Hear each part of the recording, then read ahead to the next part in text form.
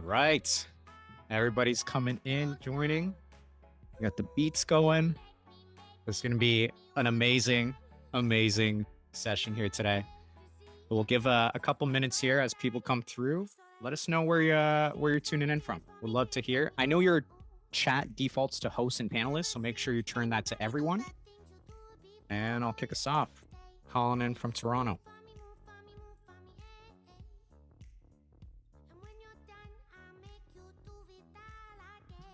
Okay, we got Ireland.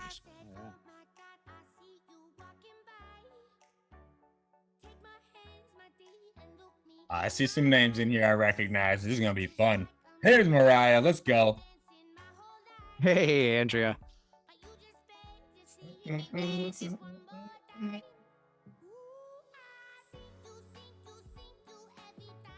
All right, y'all. I'm loving this. Let's keep the chat rolling as we do this. But also, if you, while we're in chat mode, drop your title in the chat for me. I want to know what type of roles we've got here. SDR, BDR, MDR, managers, VPs of sales, VPs of marketing. Let me know what I got in here. I can also tailor it a little bit.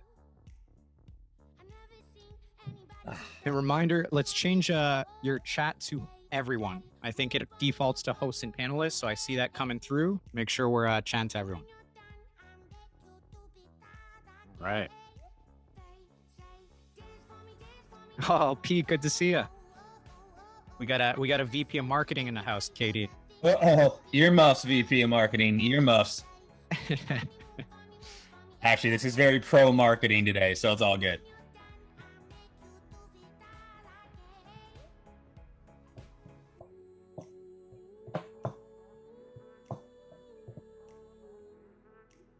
Right. All right.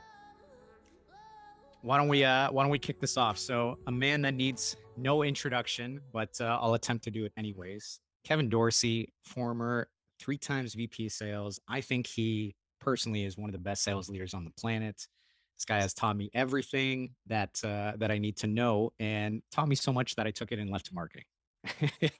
But I was so excited about this topic because I think was talking to Katie. Every time I seem to speak with a sales leader, we mentioned inbound, it's almost like, oh, that's marketing's job. And I felt like Katie was one of the only sales leaders out there that really knew how to align with the marketing department and use them as a partner rather than point and blame each other. So I won't do any more talking. I know Katie has a bunch of things to go through here. It's going to be incredible. Katie, why don't you kick us off? Let's go. Let's do it, y'all. Kevin Dorsey, aka KD. Pumped to dive into this one as a topic because I mentioned this actually in a post last week. I get hit up all the time on how to build out outbound, how to build out outbound. Outbound's always the hot topic. How do you do it? And so often inbound's just sitting over there waiting to be treated the right way, waiting to be taken care of. And so really pumped to dive in here. A lot of people actually don't know this about my background. If I weren't in sales, I would be in marketing. My favorite conference to go to is a marketing conference. It's called Traffic and Conversion Summit by the digital marketing group actually here in Austin, Ryan Dice, Perry Belcher, all those people. And so I was blessed in my first true sales leadership role to work with a very strong marketing leader, Andy Mackinson. And he and I were always brainstorming, always working on things, always looking at funnels and optimization, because then it was opposite. We had like no inbound. And so we had to squeeze all the juice out that we could. And I think that's what's helped set up my career moving forward is like, hey, how do you get the most out of inbound? Because like that's the candy while you do the other things on outbound. So pumped to dive into this. You know, for all this as well, for those of you who haven't seen me present before, I do move pretty fast, but I keep eyes on the chat. So if you have a question, ask it. This isn't kindergarten. This isn't a save your questions to the end type thing. But also, this isn't like Dora the Explorer, where I ask a question, blink 3 times, then answer my own question. If I ask a question, I want to see that chat lighten up, right? Like this is for y'all. The only reason you're here live is to engage. If there's no engagement, I could have sent a recording out and this would have been a lot easier on everybody. All right. So let's engage in the chat. Let's get after it here. I'm pumped for it. I'm going to share my screen. Here we go. Get my chat up. All right. Arthur, can you see my screen? I can. Yes, I There we can. go. People in the chat, can you see my screen? Drop me an emoji, drop me a thumbs up. Let's make sure everyone can see it. There we go. I got a yay from Emilio. Let's rock. All right, y'all. Inbound lead master class. Let's do this. So here's the question. Have you optimized inbound? Have you optimized inbound, right? Before you go all outbound crazy, have you truly done all you can to squeeze the juice from inbound, right? So often companies and leaders like completely miss on how to get out of here. The moment inbound seems to dry up, they immediately flip and say, oh, we got to do outbound. Got to go do outbound. The pipeline's not there. We got to do outbound. We got to do outbound. Okay, there are ways that you can get way more out. And today, y'all, I am being super tactical. Like I'm pulling back the curtain. I'm going to give you tips and ideas on things you can go do like tomorrow to start getting more out of your inbound lead funnel. All right. So, a good old fashioned Tony Robbins quote. I don't tell you this to impress you. I tell you this to impress upon you consistently 3 to upwards of 8x in inbound lead conversion at my last 3 companies. When I joined Patient Pop, we took our cold funnels, right, that were there from 2% to 13% conversion. Demo requests from 25 to over 60%. Service type almost 3x the warm and the inbound. Like there's so much juice that can be squeezed here. And my hope is that you get some things from this that you can go and use. But this is stuff that's been used in the real world. This is not from a book. This is not something I read or took from another webinar. This is real world stuff. And there's people on this call that have worked with me, so they can vouch for this stuff. These are not things that are just made up. So let's talk about the different types of inbound. So you want to be thinking about your inbound program in 3 key buckets. All right. There are 3 buckets that I look at when I look at an inbound program. So what I called cold inbound. You're like, dude, this is inbound. That's not cold. We're going to talk about this. Cold inbound bucket is leads that are not expecting a human outreach. They have expressed zero interest in talking to someone or your product, right? So a cold inbound lead, this can be like a white paper lead. They haven't expressed interest in talking to someone. They haven't expressed interest in your product. They downloaded a white paper on how to improve lead conversion. That's cold inbound. Okay. Then there's warm inbound. So warm inbound leads, they might expect some sort of outreach, they might not, but they have engaged with your company in some way. So cold engages with content, warm engages with your company. So maybe it was a webinar, maybe it was a trade show event, maybe they've engaged with multiple pieces that were company specific. They did a G2 like review download, right? So warm is they've engaged with your company in some way, right? And Mariah's on here. So Mariah used to work with me. She knows this damn well, right? You can have a white paper lead. Like not only do they not know your company, they don't even remember downloading the white paper.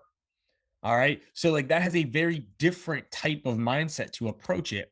And then you have hot demo requests contacting us. They are expecting and wanting engagement from your company.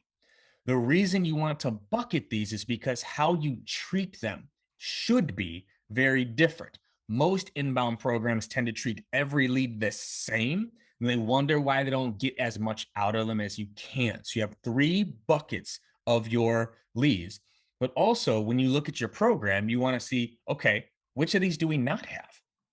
Do you have a cold inbound lead channel? Like, do you have a good cold content channel? If you don't, you should start to build one. Do you have a good warm channel? Something that allows people to engage with your company without a demo request. That could be a product demo. That could be watching videos without you, that trade show. That's a place that you can go. And then, of course, we all want the hot. We don't want that, but that caps out over time. Okay. Because where this transfers is you need lead type specific sequences. Lead type specific sequences. All right. Knowing the different buckets should impact the type of sequence they go into. All right. This is really, really important, but it's the mindset. So, my marketing leaders and my sales leaders, so often, inbound lead, what are we all trying to book? We get an inbound lead and we're trying to do what with them?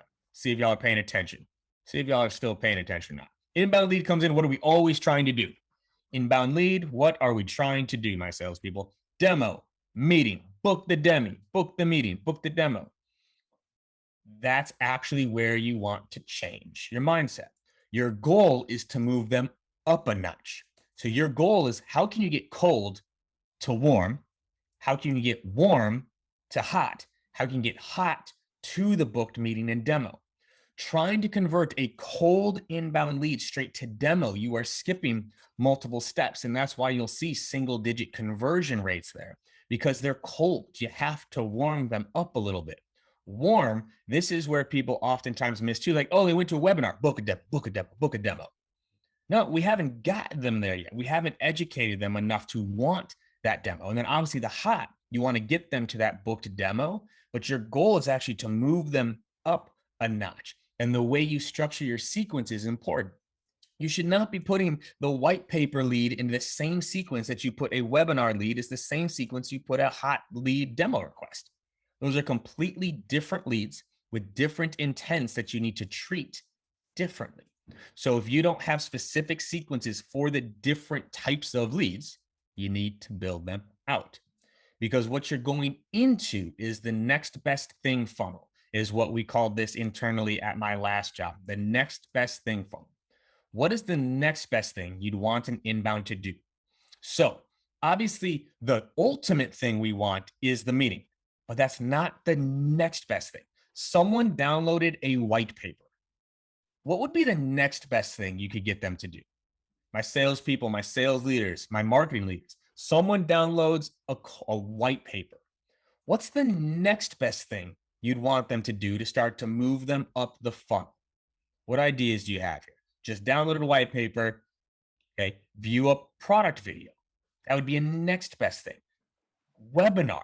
That'd be the next best thing. What else? Let's keep these going. Again, I want this to be tactical. Yep. Maybe it's just watching a drift video or a loon video of like, hey, saw you did this white paper. Here's a cool video that accompanies that. Now, real quick, I want y'all to hear what I just said there, marketing especially. If you have cold content, you need to have warm content that matches it. What warm content can add to it? So someone downloaded a white paper on, I don't know, I'm just making shit up now. Sorry, I'll try not to cuss. Like on lead conversion.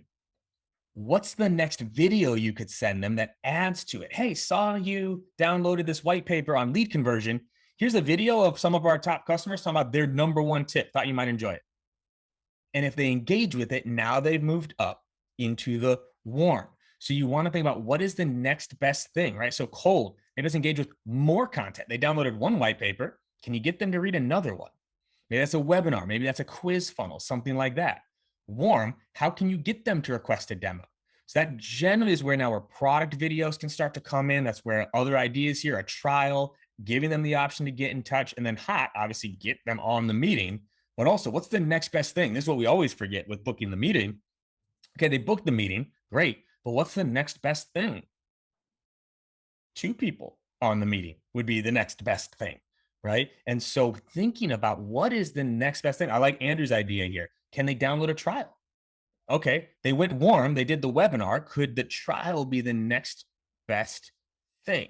Arthur, you got something for me real quick? Yeah, I was just going to say I saw, and you definitely answered it with this, but Mark Cullen in the Q&A came through and he said, what if your company only has a hot lead bucket? Is there danger that they're not as hot due to lack of exposure to content? So it depends on what they're asking for, right? So hot to me is the bucket as they've asked for someone to contact them. Their level of engagement might be less. They maybe haven't engaged with as much content or gone through as much, but they've at least asked for someone to reach out to them. You may not know where they are, because obviously, think about this, y'all. Someone watches 2 webinars, reads 2 white papers, then requests a demo. Very different than someone who searched Chili Piper, requested demo.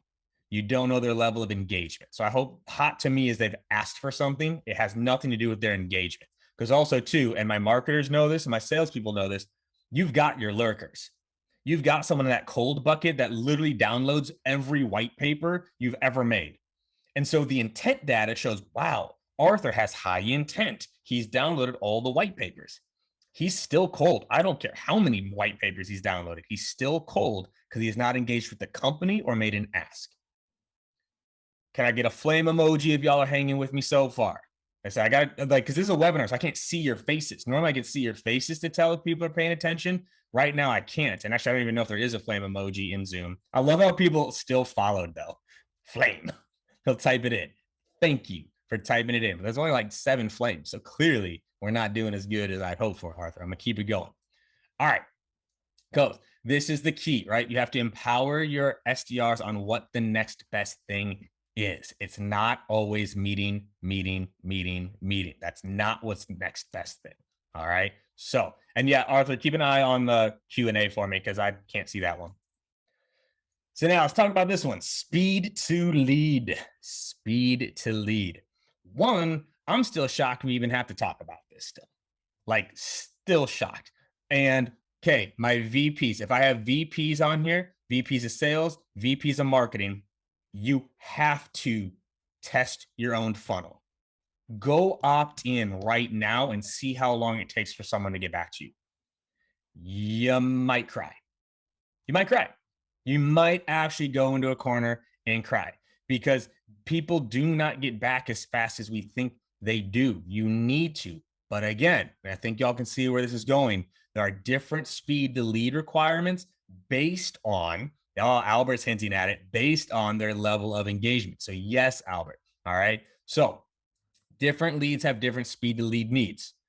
Hot. Someone asked someone to reach out. You have to get in touch with them as fast as you can via phone, as fast as you can. That was a good setup, Albert. I appreciate it. So someone's asked to be getting in touch with, you need sub 5 minutes on the phone call and sub 1 minute with the email, including a calendar link. Someone has asked to book some time. That is when I'm okay with sending a calendar invite. I do not like what I'm seeing in outbound right now with all this. Here's my calendar link. You can book time with me. If we're that easy, y'all, I wouldn't need salespeople. But for someone who asked to be contacted, that email needs to come out immediately. Hey, Arthur, saw you opted in. I'm going to be giving you a call, but this might even be faster. Here's my calendar link if you just want to book it. So the email has to go out instantly, but you need someone calling within 5 minutes. All the data shows it, all the stats show it in terms of the amount of conversion. Arthur probably knows the data specifically, but I think it's like 18% higher or 18x, not 18%, like 18x higher conversion if you can get in touch in the first 5 minutes. Yeah, I think it might be even higher than that. I know after an hour, chances of even getting them into the first meeting decrease by 20x. So right. Yeah, those hot leads, let's get some. You got to remember this, right? When someone asks someone to contact them, that means they're available now. They're available now. So you need to get in touch with them now. The warm bucket. Okay. So this is someone who registered for a webinar. They've engaged with company content. Maybe they did watch a product video or demo. Okay. Sub 5 minute on email. So again, you want an email going out quickly to engage, maybe sub 10 with a call. And this depends on the engagement level, right? Someone just watched a product video or like opted in to see the product video. So to Albert's point, you got to give me time to watch the product video. You got to give me time to consume whatever it is I needed to consume, right? So it's really, really important with warm that you give them time for consumption before making that call because they didn't actually ask to be contacted yet.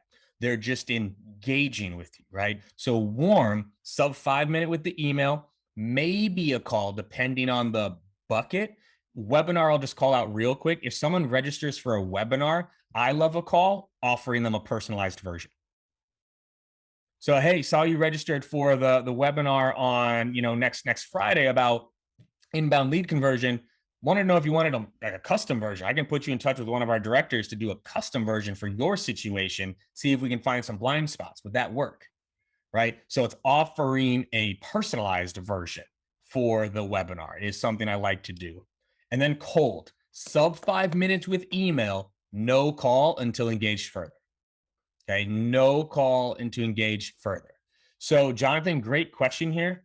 Whichever you can do best. I like it coming from the rep ideally, so the name is consistent. And a lot of the tools now, Outreach, Salesforce, Sales Loft, you can do it, right? You can put in, right? It goes into the sequence, and within 5 minutes, something goes out.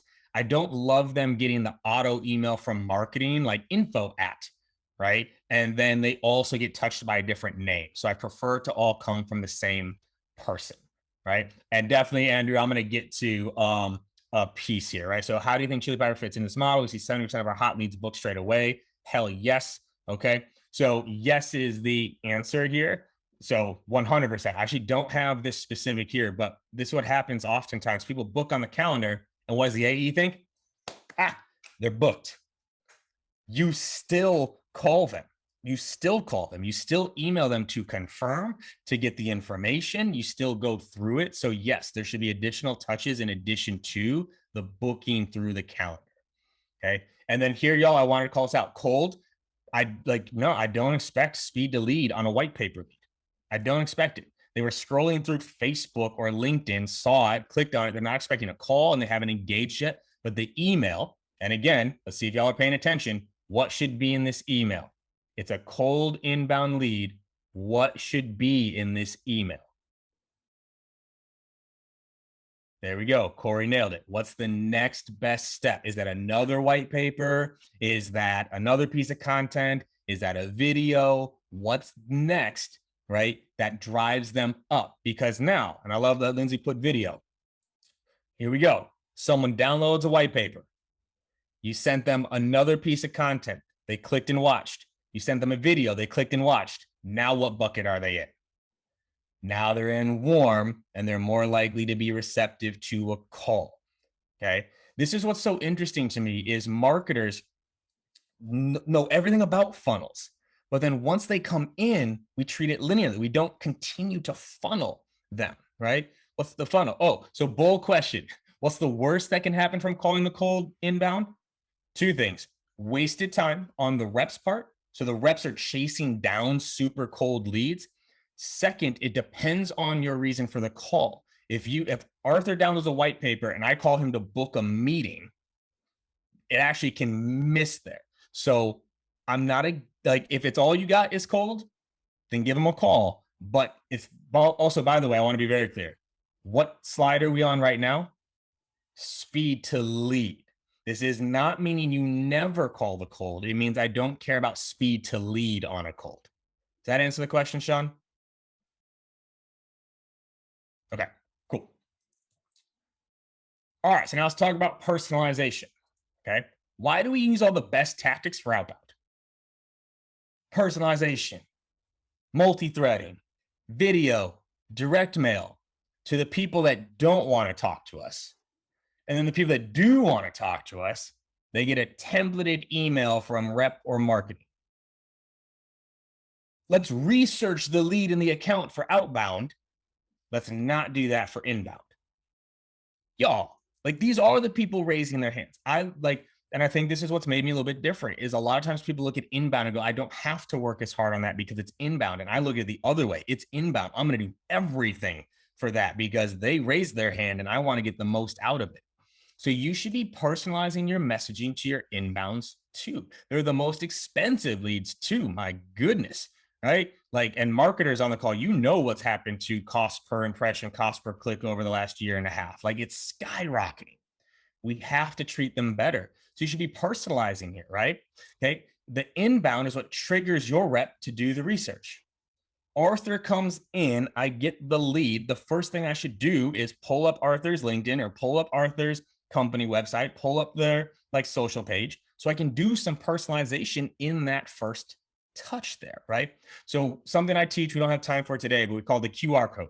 Research, make it relevant, record it, meaning put it into your CRM so you can reuse it. So we call it the QR code of research. So Arthur comes in, quickly pull up his LinkedIn, pull up the company website. What research can you find? How do you make it relevant? It's not just oh, I saw you went to Wisconsin, KD. Whatever. That doesn't mean anything. It's not relevant. So you got to connect the dots to relevancy. Record it. So my MDRs, my SDRs, my AEs, put your research into Salesforce so you can use it over and over again, right? But we should be personalized, right? Oh, so Chad, we're going to talk about customization versus personalization here in a second, okay? But also, y'all, video can be huge in the inbound, especially for the next best thing funnel. Sometimes it's faster to record a video than it is to write an email. Hey, Arthur, just saw that you jumped on for the webinar next Friday. Really looking forward to it. Be sure to make it to the end because KD is going to be giving out some fire tips at the end on how to do things. If you wanted a personalized version, I'd be more than happy to kind of give you the content ahead of time and also show how it might apply to your situation. Give me a call if you'd want to chat. I don't know what that was. Was that 30 seconds, maybe? And that was a video to an inbound lead, right? So that can be done very, very quickly. All right. So now, so to Chad's question a little bit here, if you have more leads than you know what to do with, first of all, God bless you and congratulations, right? Like, great. But again, where do you think I would be encouraging personalization? Cold, warm, or hot? Which buckets do you think I'm advocating personalization for? There we go. Warm and hot, right? Like, and if you have too many warm and hot leads to personalize, well, then again, God bless you. And you're probably not on this webinar right now because you got all the leads you could possibly want. Okay. So Matt asked a question here from a best practice perspective. When a lead comes in, would you immediately build out the account with additional context to become multi-threaded? Oh, phenomenal question. Because I'm going to talk about this. So to directly answer, no, not immediately. Immediately, I'm going after the person that came in.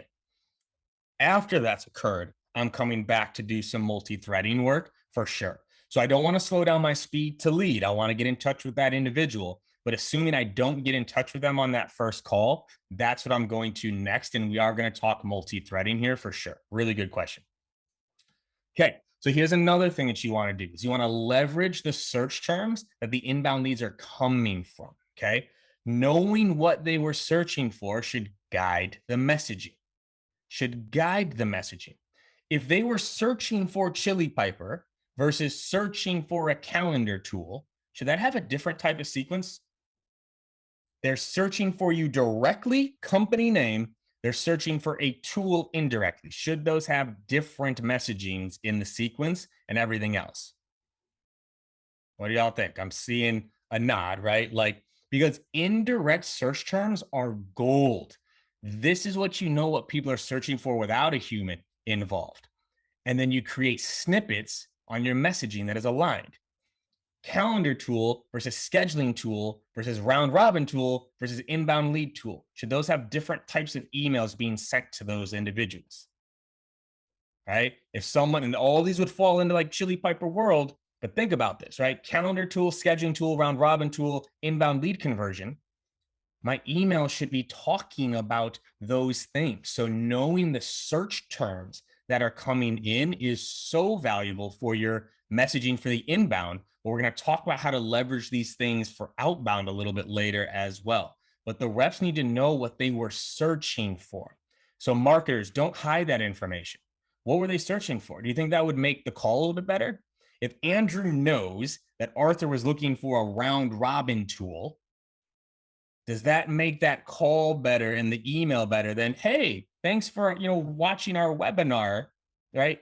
How did they get to that webinar? We should be leveraging that, right? Because it allows us to get to the point a lot faster on our calls. So leverage these search terms, right? Because different messages are required to stay consistent. Because flip this for a second real quick. Someone is looking for an inbound lead conversion tool. They opt in, and the messaging is talking about a calendar tool. What will that do to that inbound lead? What will that do? They were out searching for an inbound lead conversion tool. It says on the website, this tool helps with inbound lead conversion. Great. But then they get into an email sequence that's talking about a calendar tool and round robin. It's going to confuse them, or even worse, oh, that's not what I'm looking for. Not interested. And then he never got in touch because they weren't interested in a calendar tool. They were interested in the inbound conversion, right? So it's important that that messaging stays consistent with what they were looking for. All right. So real quick on this one, because I am talking to marketers. So my marketers on here, y'all jack this up all the time. It's okay. I've been giving you a lot of props so far. So I'm going to call you out on this one for a second. Inbound misses here all the time. All the time. Look at your websites, look at your emails, look at all the case studies, right? We talk on inbound. Oh, we can just talk about, sorry, I got this wrong. We just talk about the product because they were looking for the product and the website's about the product. The marketing messaging needs to be more problem focused, right? You can't just talk about the product. You can't do it. It doesn't work that way. Even for inbound, you have to reinforce the problem that the person is trying to do. Funny enough, I worked with my marketing team. I went website page by website page and talked about what we could switch in terms of our messaging. I Mariah actually knows this one. I did the voiceover for some of our product demo videos. I did the voiceover and changed the entire script to be problem focused versus we can get you more patients. Doctors everywhere today are struggling to get enough patients to stay in business. Which one do you think resonates more with the prospect, right? So you have to use the problem-based messaging. And ideally, the messaging from inbound is also problem focused. This is really, really important. And marketers, y'all generally are better with split testing. You're better with psychology. You're better with some of these things. Which type of headlines get the most attention? Bad headlines or good headlines? Think about this. Which headlines get the most attention in all things messaging? Good, like here's the good thing, or child trapped in well 14 days. Okay, we're attracted to the bad, but then every webinar, all of our websites all talk about the good. Our product is amazing. It's the best. We're best in class, best in class. And by the way, stop saying best in class. No one cares. No one believes it. Deal with it. All right. So, problem focus. What are the struggles that your product solves? That's what you pay attention to. Which webinar? Funny enough, even this webinar, I don't even know what was this called. What was this webinar called, Arthur? Called it Kevin Dorsey's Inbound Masterclass. Kevin Dorsey's Inbound Masterclass. If we had recalled this, right? The top 10 mistakes I made in my career with inbound, how I've lost millions of dollars through my inbound funnel, we might have 3x attendance. People are attracted to that. And so it's talking about the problems that you solve in your webinars, right? All of that. Because this is what we need to know is what triggered them to search to solve the problem. What triggered them to search to solve the problem. This is how you want to be thinking about, like, especially the hot. Don't think about they requested a demo. You got to think something happened in their world where they finally said, I need to do something about it. That's the mindset you want going after these people, not that they requested demos. Like, yo, something happened where Arthur took the time to go search, go to a website, put his information in, and is waiting for someone to contact him. That's the mindset that they want to solve a problem. They don't want to see your product. That is not what they're doing. They want to solve something. All right. So, what are the common problems people that are searching for come in with? Do you know this? Do you know the common problems that people are searching to solve when they are finding your product? This is really, really important to know. Okay. So, hell yeah, Andrew, I'd love to hear it. Make sure the entire team knows it. Make sure every rep knows it. Make sure every AE knows it. Make sure everyone knows. This last bullet point, everyone needs to know it, not just the marketing team. Everyone needs to know. So now let's talk inbound to outbound play. Okay. Clearly, I didn't update this slide. I'll get to it on another slide because I know I wrote it. But check out that meme. It's one of my favorite memes, and I put it on the wrong slide. Okay. We're going to talk about how to do inbound to outbound. Okay. So, next up, y'all, you got to know your numbers. You have to know your numbers. It is still shocking to me how often people don't know the full funnel numbers. Okay. Number of leads, number of touches per lead, DM connect rate, meaning how often you're actually able to get in touch with that lead. Second, DM conversion rate. For all the leads you're getting in touch with, how many of them convert to a meeting? You need to have call dispos for objections. DM connect not interested. DM connect wrong person. You need to have the objections in your call dispos. Marketers, again, you also tend to be better with data than sales leaders. This gives you a host of insights because if all of your demo requests are being DQ'd for not interested, is that something you'd need to look into? Right? So you need to make sure your call dispos are structured in a way to give you insights on what's happening on the calls. You also need your DQ reasons, and we're going to talk qualification later. That's always a fun topic. Don't worry, we're going to get into that. But you need DQ reasons. What are they? You need to know your speed to lead. You need to know your conversion rates and your show rates because conversion rate can be skewed. I can book all the demos. They just won't show up. Great conversion rate, bad show rate.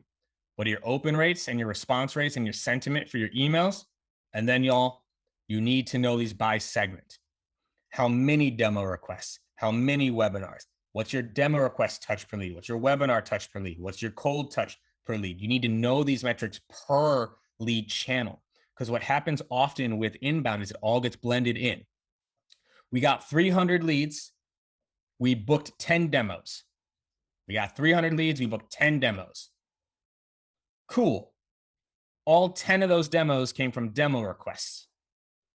200 of the leads were webinars. What does that let you know? See if y'all are following me here. 300 leads came in. You got 10 demos, but all 10 of those were demo requests. 200 of the 300 leads were webinars. The other 100 were cold. What does that let you know? Well, your book rate on demo request is great. The webinars are not working, right? The webinars are not converting. If you don't space it out, you wouldn't know, right? It all just looks, hey. And then also, because here's what happens. Look at all the revenue we generated. Well, they were demo requests. Yeah, those ones closed. What happened on the webinar? What happened on the cold, right? You need to know this by segment so you can see where your layers are. So again, when I joined Patient Pop, one of our biggest channels lead volume was white paper. Biggest channel lead volume was white paper. Our lowest converting channel was white paper. So where do you think I focused? White papers. Most amount of leads, lowest conversion rate, going from 2 to 13% across 4 months. 4 months, 2 to 13. You know what that did to our revenue from the same budget spend? And that also, marketers, by the way, got marketing more money because they were converting so well that when they made the budget request to get more money to spend, what do you think finance said? Just make it rain. Go for it. As long as you're converting above 10%, you can literally have all the monies you want, right? Because we were able to get the conversion rates where we needed them to be. So now real quick, I want to touch on MDR stuff real fast here, because MDRs might be handling, or AEs, which we'll talk about later. MDR should always be asking, what prompted the search? What prompted the search? Not how did you hear about us? We'll get to that later. What prompted the search? What had you on your phone at 9 o'clock at night Googling inbound lead routing? Like, don't you got something better to be doing at 9 o'clock at night than like what prompted the search? It's a very natural way to start the conversation. Then you want to have the 2 to 3 gap questions. We don't have time to get into gap questions today, but this is so how are you handling blank so that bad thing isn't happening? So how are you handling the inbound leads so that your reps aren't getting, unmatched like potential? They're not getting things too late. Your leads aren't slipping through the cracks, right? Those gap questions. That's what sets up the might make sense. Hey, I think this might make sense. We should have a conversation. Book it. The sooner the better. But I tested this and something to be aware of. Saw my conversion rates increase even more when we started booking a week out. Okay. Now, everyone tries to book them very close. Why does everyone try to book them close? Why does everyone try to book close? How's today or tomorrow look? To stop the no-show rate, right? Okay. But if you can take your conversion rate from 20% to 30%, that has a significantly bigger impact than watching your show rate go from 70% to 60%. It offsets in a big way. 20% to 30% is a 50% increase. 60% to 70% is only roughly a 17, 18% decrease. It offsets in enough that it makes sense. Because also too, because here's how it works in the real world. What do y'all think my tomorrow looks like? If you had to guess, think my tomorrow's just wide open spaces. I'm just sitting back doing some thought leader stuff. I got, 9 to 10 thinking, 10 to 11 leading, 11 to 12 posting, 1 to 2 commenting, 2 to 3 nap, because if thought leading ain't easy, 4 to 5 messages, and then done. No, but here's what happens. We ask people how tomorrow looks. Tomorrow looks bad. So what it turns into is, actually, you know what? Why don't you send me an email? Because we hit a reflux no. So giving them an option. How does I'm sure tomorrow is booked up. How's next week look? What does that do? Arthur, I'm sure tomorrow is booked up. How does next week look? Because if it's not booked up, what will Arthur say? Yeah, you know what? Next week sounds a lot better. Right? Actually, yeah, next week sounds a lot better. But if tomorrow does happen to be open, he'll tell me. If I say, I bet tomorrow's stacked already, how's next week? If tomorrow isn't stacked, he goes, actually, no, tomorrow would work. Great. Versus the ones that are stacked already, we got them to say yes to the meeting. All right. So the sooner is better, but do not lose meetings because you're trying to rush it. Now, this is something that controversial. That's why I put an asterisk next to it. I am not a fan of hot transfers. Now, there are times and places for it, but unless your tool or whatever you're selling is more transactional, I'm not a huge fan of a hot transfer because that guarantees the AE hasn't been able to prep for the call. Like if it's going straight to an AE, it means they have not been able to prep. It's just they get on the phone and it's Arthur. Like, so I'm not a huge fan of this unless it's highly transactional, right? Or it's getting the prospect knows what they're getting into. So have an asterisk here. If it works for you, it works for you. But I saw my close rates a lot lower on hot transfers. The book rate looked good. The close rate was less because it turned into more of a transactional conversation, right? So just be careful with your hot transfers. Qualification questions, usage, not titles. We're going to talk qualification. Can they use the product? Yes, book it. If it's the wrong person, multi-thread. We'll talk about it. If they can't use the product, don't book it. Okay. Again, we're going to get into qualification here. Okay. Compensation for MDR. So this is something, I don't know if I've talked about this that much publicly, but I think it's important. Compensate your MDRs on conversion rates and show rates, not on meetings and revenue. Why do you think that is? Why should you compensate your MDRs or SDRs on conversion rates and show rates, not meetings and revenue?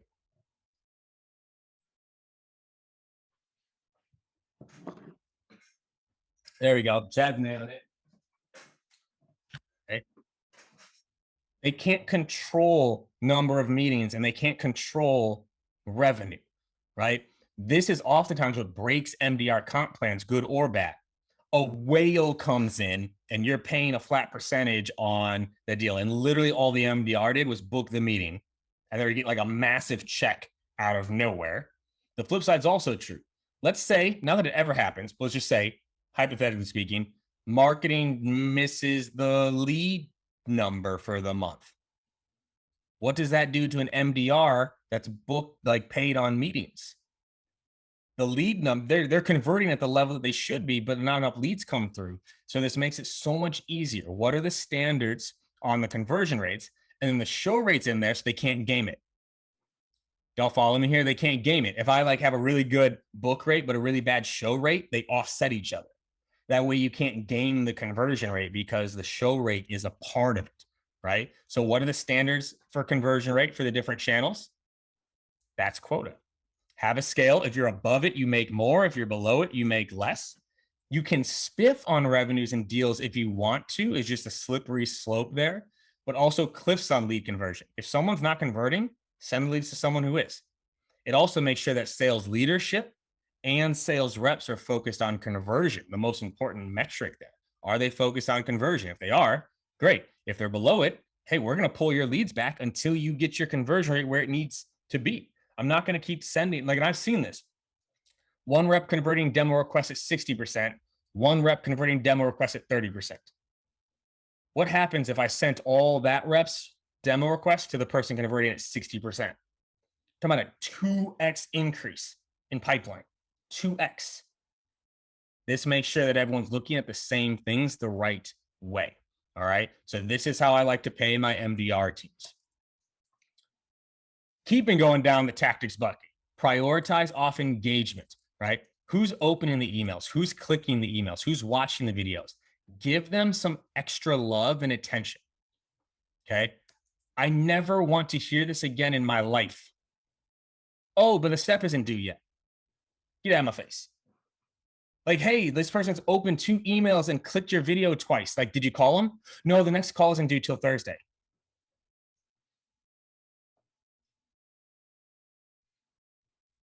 Y'all, prioritize off engagement. Who is engaging? Give them some extra love.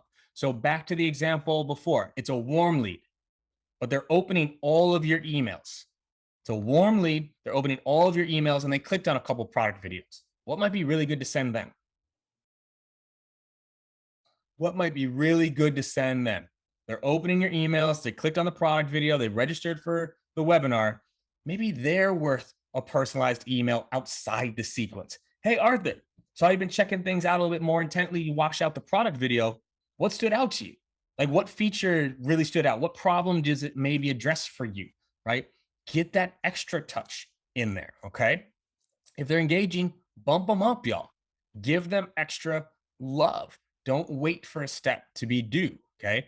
So marketers, you are like pros at this, right? You're pros at this. All the if-thens, especially, this is why my favorite conference is Traffic Conversion Summit. It's a digital marketing conference, but it's focused on B2C. And I love it because B2C marketers are just light years ahead of a lot of B2B marketers in terms of content, in terms of copy, but also in terms of if-thens. So think about this, y'all. If I go to a website and browse around, what do I start seeing on my Facebook? I go to a website, I browse around, what starts happening on my Facebook? And Arthur, you can come off mute here if you want to chat through this.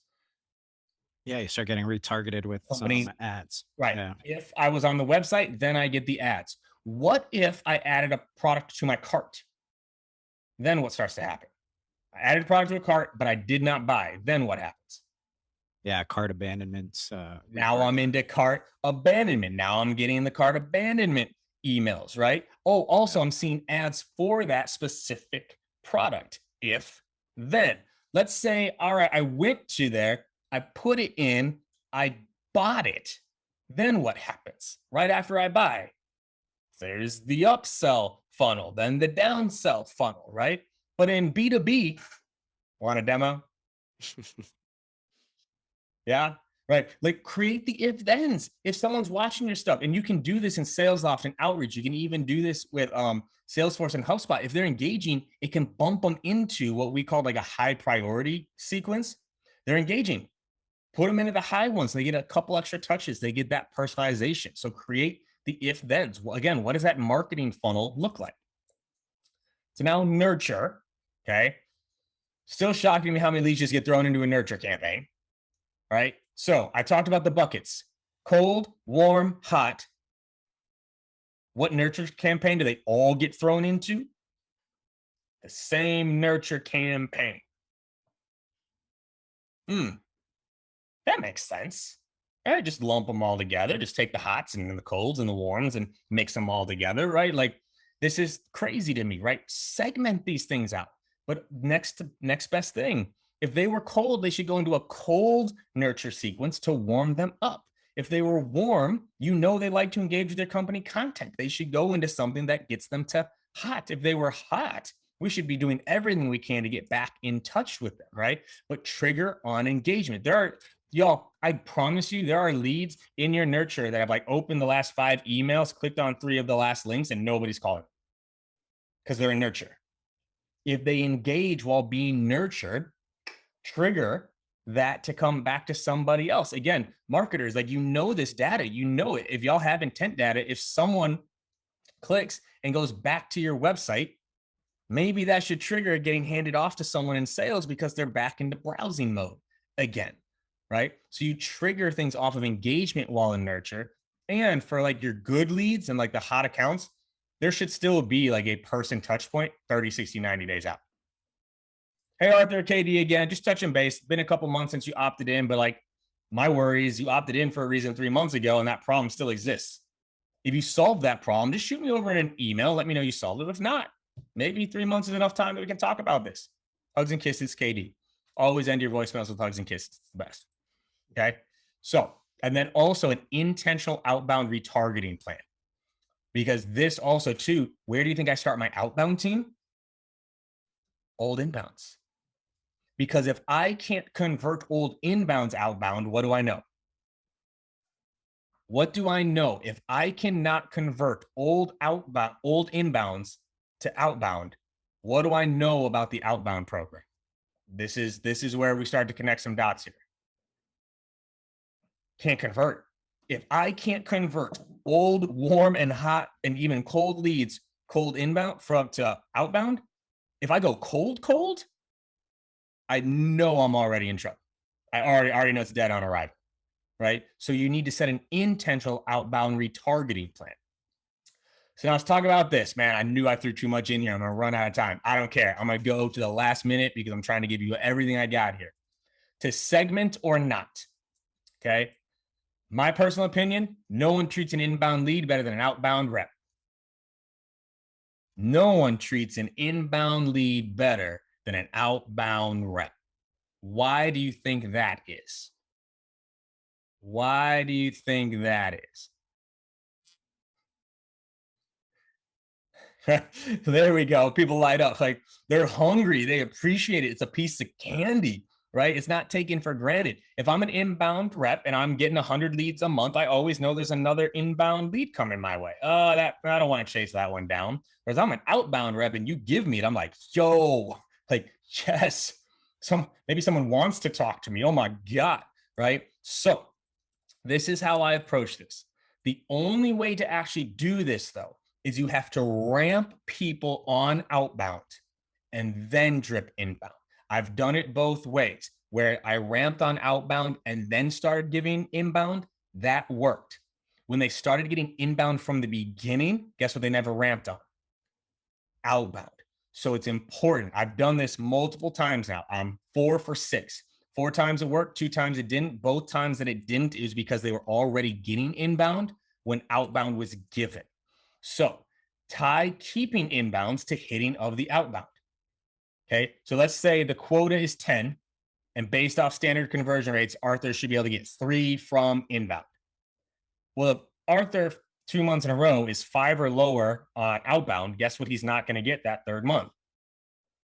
Inbound. I can throttle the inbound based off outbound performance. So that way they're not leaning on it too much. If outbound slips, then you can segment it. But my personal experience, more than twice as tough. When they are already doing well on outbound and you start to drip inbound and tie it to outbound, it works. If you give them inbound from the beginning and expect them to do outbound, it doesn't. Okay. Now, direct to AE. This is one, if it's high intent, and the SLA is agreed to, you can go for it. Okay. So high intent, right? They requested a demo. I don't mind those going straight to an AE because they could give that demo. But the SLA has to be agreed to. How many touches, how many calls, how many emails, the personalization. And we're going to talk SLA here in a second, because when they go direct to AEs, you tend to see more cherry picking. You know what I'm saying? Like, Arthur sees KD inbound. Actually, true story. KD inbound for Chili Piper asking for a solo seat. Guess who never called me? Yep, making this personal right now. All I'm saying, right, is technically in the inbound lead funnel, I'm a solopreneur, 1 seat opportunity. No one even reaches out, right? Someone sees that and goes, oh, it's only 1 person. I'm not going to call them. That's not going to get me to my quota. So you have to be careful going direct to AE. That's when sometimes you see cherry picking occur. They see the lead and they're like, that's not going to convert. And they just dismiss it completely. So you just got to be careful here. But my personal preference, outbound with a drip of inbound is my personal preference, and I've seen it work very well. Direct to AEs, same thing. I actually tied my direct to AEs to their self-gen opportunities. If you weren't hitting your self-gen opportunities, you didn't get the inbound. So y'all can see the theme there. And Mariah's throwing the 100 up because she knows that was the life that she lived. Okay. So now stop SLA. This is important. Okay. Agree to the wiggle. Wiggle stands for what good looks like. Okay. So what are the agreements on speed to lead, number of touches, the sequence they should be using, and the messaging? This needs to be agreed to. If sales is following and the leads aren't converting, it's marketing's fault. If sales is following the SLA, number of touches, speed to lead, the right sequences, the right messaging, and they are not converting, that is marketing's fault.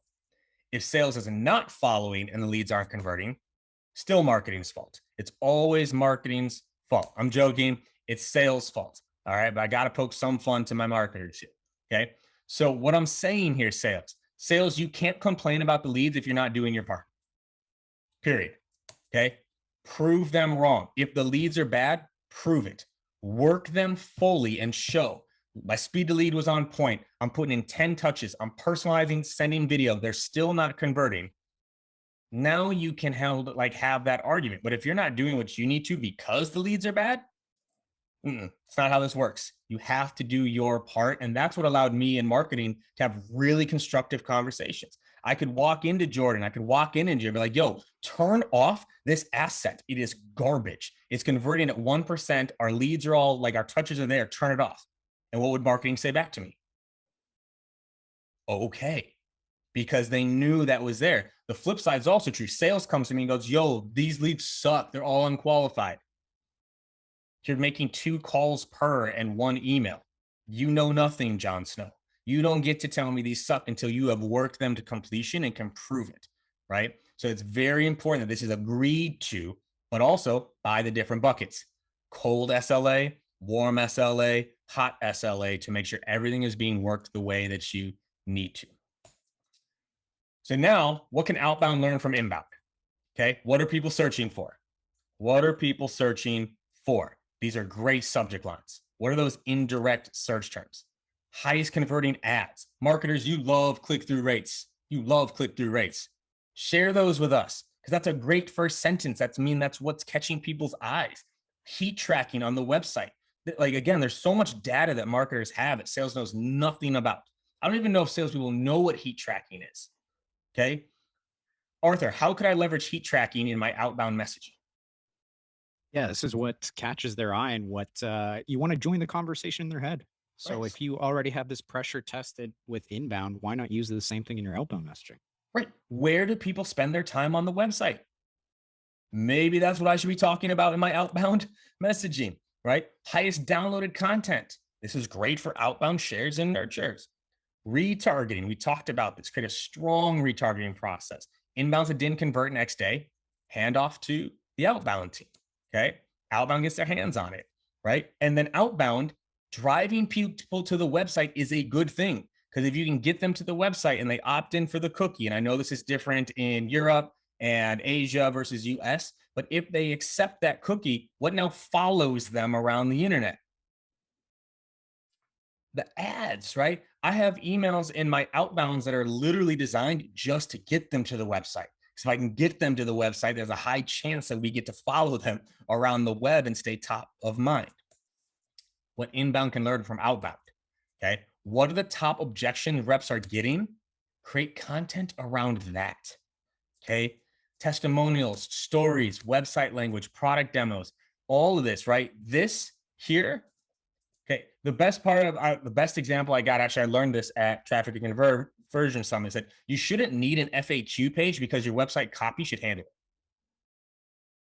If you have an FAQ page, it means your website copy isn't addressing what needs to be addressed.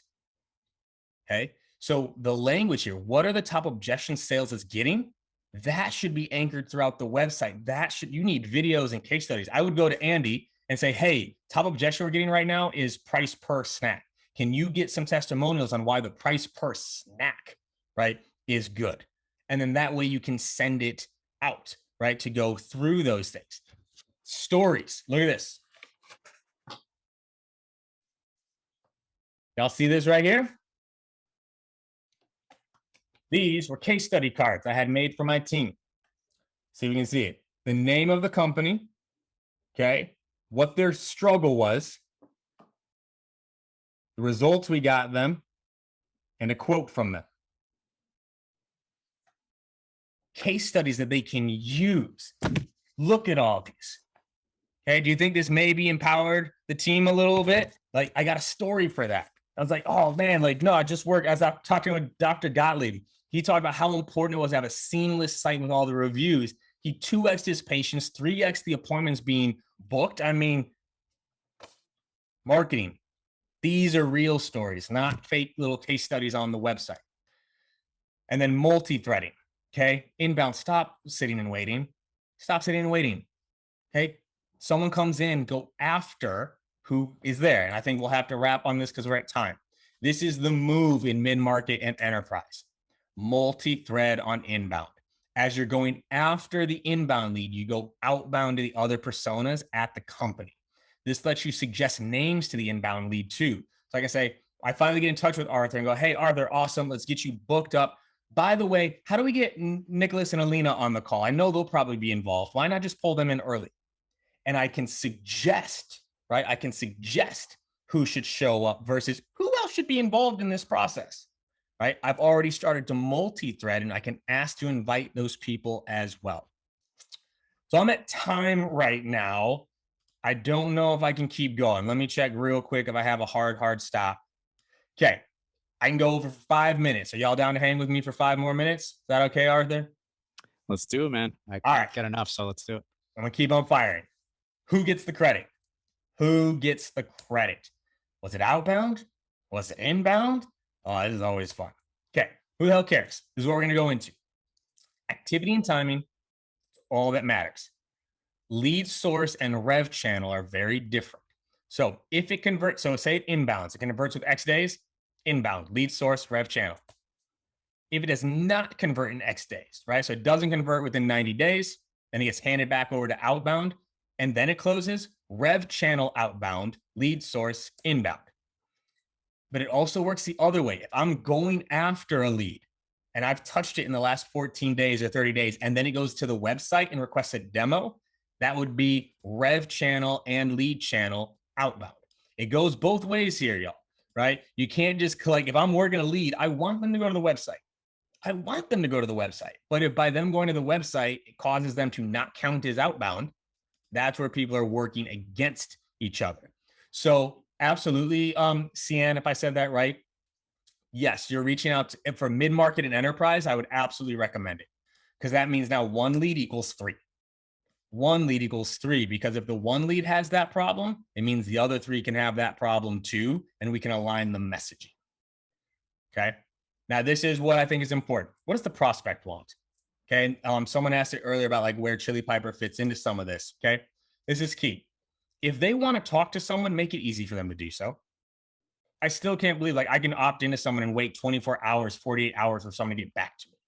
If my expectation is to talk to someone, make it easy for me. If they are always asking for pricing on that first call, that's when you maybe start to send those leads directly to an AE, because nothing is more annoying as a prospect. I opt in, I've done my research. We're like, yo, like how much does it cost? And he goes, well, I don't really know how much it costs, but I can put you in front. You work at the company, you know how much it costs, right? So if that's coming up a lot, see if you can't get the AE on that first call. But this is here too, like give them the option to book the right time. So if you don't have that speed to lead you need, if I'm on that contact, like, all right, I filled out the demo, give me the option to book right there. Don't make me wait 2 hours for someone to get in touch with me, especially though if they're not tight qualification criteria. Let me book the meeting. If there are tight qualification criteria, let me book. Someone still needs to follow up before that meeting. Hey, saw you put time on Arthur's calendar for next week. Just wanted to make sure we can make it productive. I got like 3-4 questions to ask you real quick. So that's a good meeting instead of a waste of time. So you still need to get in touch with them, but give them that option to book. And then this is big, y'all.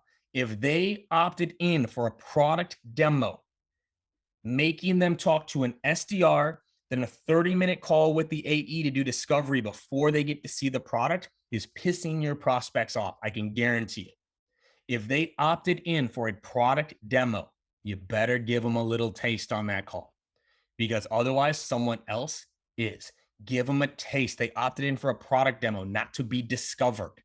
Okay. Weave discovery through that. Weave discovery through the product demo, but it's important. What are they opting in for? Give them that path, right? That's why I love the booking on like the auto book or giving the calendar. Someone said, yo, I want to talk to someone. Cool. When you want to talk to someone, or are you free right now? And then they can just send it to someone who's available. That's when it makes a lot of sense. So persona-based snippets, we've talked about this a little bit. You personalize to the person, you customize to the persona. Create persona-based snippets, right? So that the rep can quickly make the email applicable. One of the top 3 pain points for persona, so you can connect the product or the next best thing. So again, different sequences for the type, different messaging for the persona. Really, really important that you nail this down. What is qualified? RTBs and RTBs only. And y'all could hit up the last 2 marketing leaders I worked with. You could hit up Jared, you could hit up Jordan, tell them what's up for me, love them to death. at least on a weekly basis of like, yo, where are those RTBs at? That's all I want. That's all I want are the RTBs. And they would tell you that first they'd roll your eyes. Then they'd probably say, God, I love KD, but he could be annoying sometimes. And then I say RTB stands for ready to buy. That's all I wanted. Just give me the leads that are ready to buy. That's all I want. Screw everything else. Just give me the leads that are ready to buy. Okay. This is how I look at qualification. Qualified, can they use the product? Not qualified, they can't use the product. Team size, industry, tech stack, that tends to be good qualification reasons. Not things, budget, title, timing, or interest. Those are not qualification reasons. Okay. So to my AEs listening, demo until you can't demo anymore. Until you are drowning in demos. I do not want to hear about, well, it was only a director, not the VP, so it wasn't qualified. You run that demo and you run that demo like it's the best demo you've ever had in your life. All right. Run it until you can't anymore. If someone too low ranking comes in, then multi-threat. Make the ask. So these demos tend to be most impactful when we also have someone from ops or also someone from rev ops involved. Can we pull them in too so you don't have to chase people down afterwards? Like make the ask if the title's too low, but budget and timing, marketing doesn't control that. Marketing doesn't control if someone looking has budget or they're ready to buy today. They don't control that. They're only garnering curiosity and potential interest. So we made it, y'all. Putting this all together. Lead type, okay? Lead type leads to specific messaging based on the persona and the search reasons. Aligning the process of what the prospect expects and wants. Make the touches personalized and customized. Remember the next best thing. Inbound to outbound, outbound to inbound. Book more demis. I told you I was bringing the fire today, Arthur. I told you. Let's go. Man, this was amazing. And thank you for the people that stayed a little after. I know we had a lot to get through, but lots of tactics here. This is how you save millions of dollars on inbound pipeline. So appreciate you bringing the fire, Katie. This is amazing. Let's go, my man. So appreciate y'all. I'm sure this recording will get, sent out and saved, but there's juice to be squeezed, y'all. There's juice to be squeezed. Go find it. Deuces. We out. Amazing. Thanks, everybody. Catch you later.